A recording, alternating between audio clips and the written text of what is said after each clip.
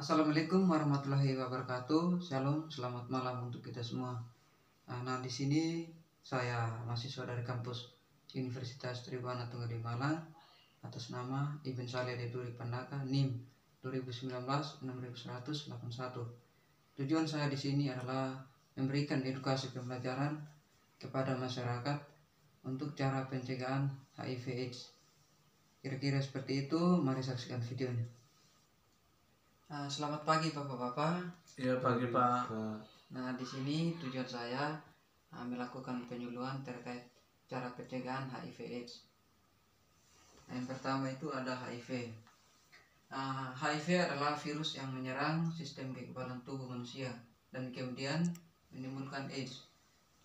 Terdapat dalam cairan tubuh yang telah terinfeksi, terutama di dalam darah, air mani, atau cairan vagina. Nah, di sini perlu kita ketahui bahwa apa itu AIDS. AIDS itu ada 4 di sini.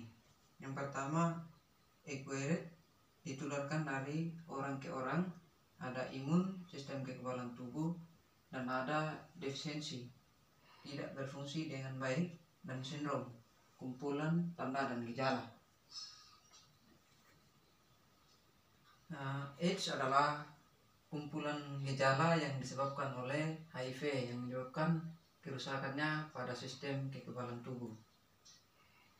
Nah, di sini ada perkembangan dari HIV/AIDS. Yang pertama itu dari 6 bulan. Yang kedua ada HIV 3 sampai 10 tahun. Dan yang ketiga ada 1 sampai 2 tahun. Nah, di sini kita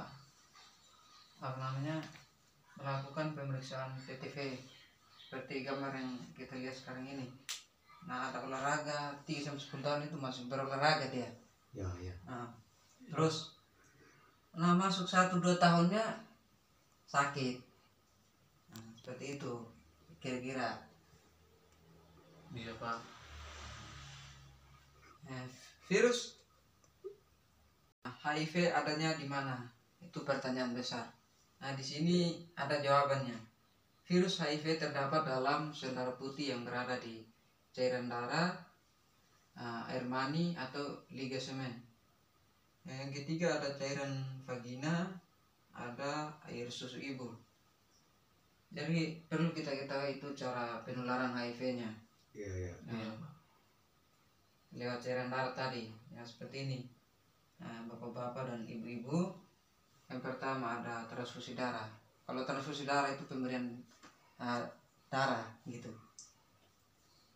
Pemakaian jarum suntik yang tidak steril dan dipakai 2 kali.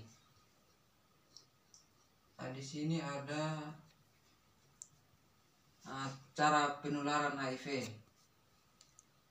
HIV bukan karena jenis narkoba yang dikonsumsi atau tapi cara pemakaiannya.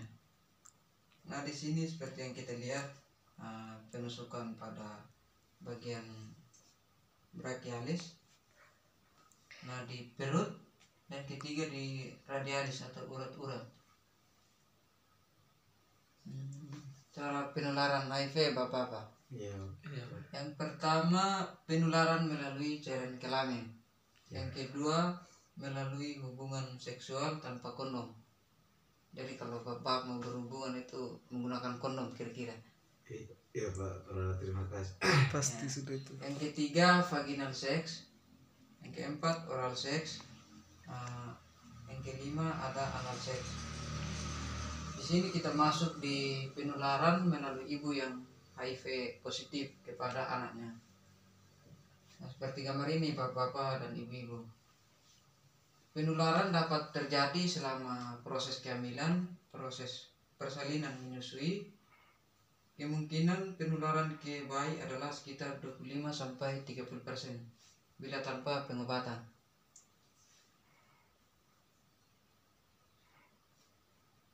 Nah, di sini masih ada kelanjutannya Bapak-bapak. Iya. AIDS tidak menular lewat yang pertama pelukan, yang kedua ciuman, yang ketiga toilet. keempat ada sentuhan seperti berjabatan tangan, alat makan seperti piring, gelas, sendok, nyamuk, tinggal serumah, itu tidak terpengaruh. Nah, sini kita masuk pada risiko terhadap penularan HIV menjadi lebih tinggi bila ada perilaku yang bisa berdampak lebih besar lagi. Yang pertama, suka berganti-ganti pasangan, tidak menggunakan kondom. Yang ketiga, penggunaan jarum suntik yang tidak steril dan menggunakannya bersama-sama. Nah, di sini ada pertanyaan. Apakah saya terinfeksi HIV? Jadi caranya kita itu mengetahui apa kita ini terdampak atau terkena virus HIV, maka tindakan yang pertama kita lakukan melalui tes darah untuk melihat ada tidaknya antibodi HIV, proses VTT, voluntary counseling, and testing rahasia, sukarela dan jelas tujuannya. Yang kedua, tes HIV tidak boleh dipaksakan. Yang ketiga ada keputusan Menteri Tenaga Kerja dan Transmigrasi Republik Indonesia nomor 38 tahun 2004 menyatakan tidak boleh mewajibkan adanya tes HIV secara mandatory. Mandatory itu secara memaksa, atau tes HIV secara wajib bagi pekerja atau buruh dalam proses rekrutmen. Di sini kita masuk pada perkembangan dari HIV menjadi AIDS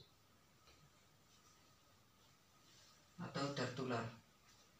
Yang pertama, yang gambar putih ini periode jendela. Itu mulainya dari 3 sampai 6 bulan. Nah, HIV yang positif seperti gambar yang kita lihat sekarang itu 5 sampai 10 tahun. Dan yang ketiga, AIDS. AIDS itu yang sudah parah. Yang parah 1 sampai 2 tahun.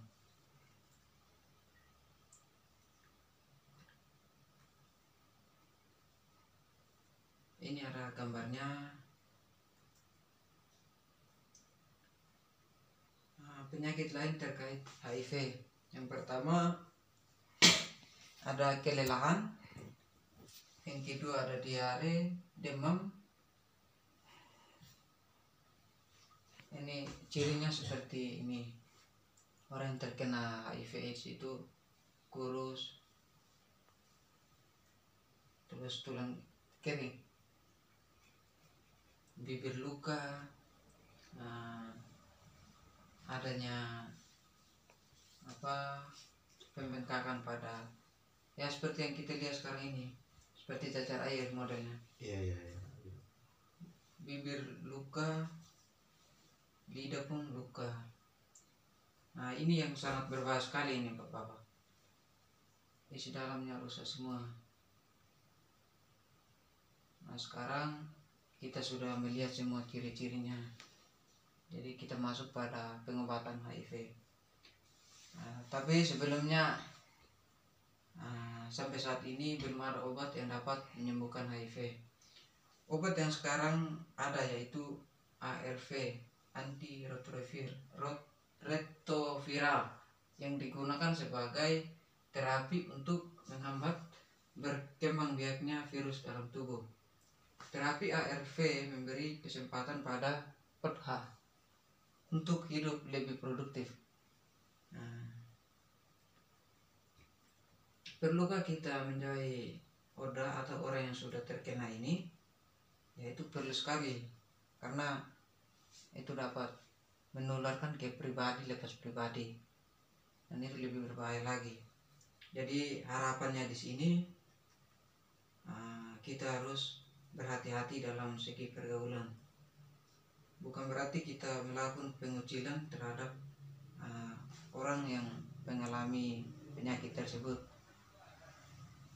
seperti yang kita terapkan tadi, yang berjabatan tangan, itu tidak ada permasalahannya, kecuali kita menggunakan suntik yang telah digunakan, atau melakukan hubungan seksual kepada orang yang terkena HIV tersebut. Ya mungkin seperti itu bapak-bapak dan ibu-ibu. Nah di sini ada motivasi sedikit. Nah, motivasinya seperti ini bapak-bapak dan ibu-ibu. Iya. Pak. Memang tak mudah. Memang mudah memberikan penghakiman kepada orang lain. Semudah kita tidak mau mempelajari orang itu.